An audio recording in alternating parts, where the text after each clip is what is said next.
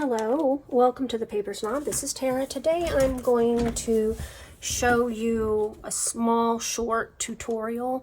I posted my layout share for January, the first week of February, and one of the layouts that I did had these folded circles elements on there, and a couple of my commenters asked for directions on how to create those, and I said I would do that for you. I'm sorry it's taken so long, but what you will need for this to create, this is what we're going to be creating, and I'll post that layout that I created up there in the corner so that you can see it, see what I'm talking about, maybe jog your memory if you were one of the couple of people who asked about it. But what you need is a 2.5-inch die or a circle punch, and then you need a piece of, this is actually a piece of like the backing from a paper pad is what it is, that I cut down to 1 3/4 of an inch square, and you need that as a template. You also need a bone folder. You can use a cuticle stick if you want, or something with a sharp-ish end, like this would work as well, to make the creases. And you need a foam mat. You can do it without a foam mat, but I really find it much easier to do it and not tear my paper.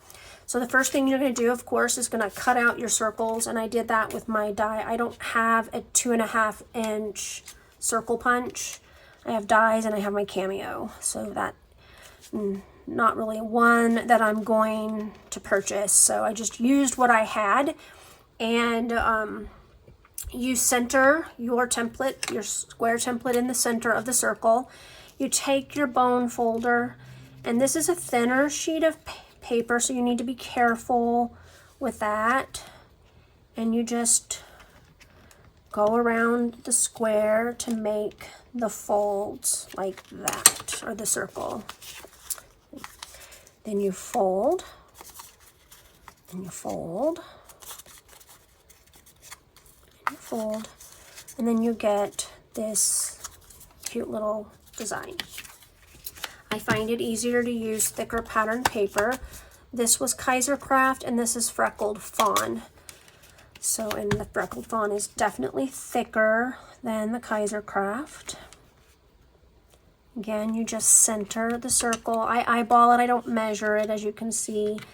And you use your bone folder or your embossing tool, your dry embossing tool, if that's what you have.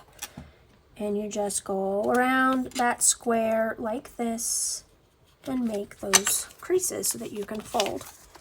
Super easy to do. You can sit with your scraps and make a ton of these if you want. They look really cute on the layout and just super easy to make. So thank you for asking me to create this tutorial for you, and thank you for being patient as I took time to get it done. I hope that you guys have a great rest of your day. Bye.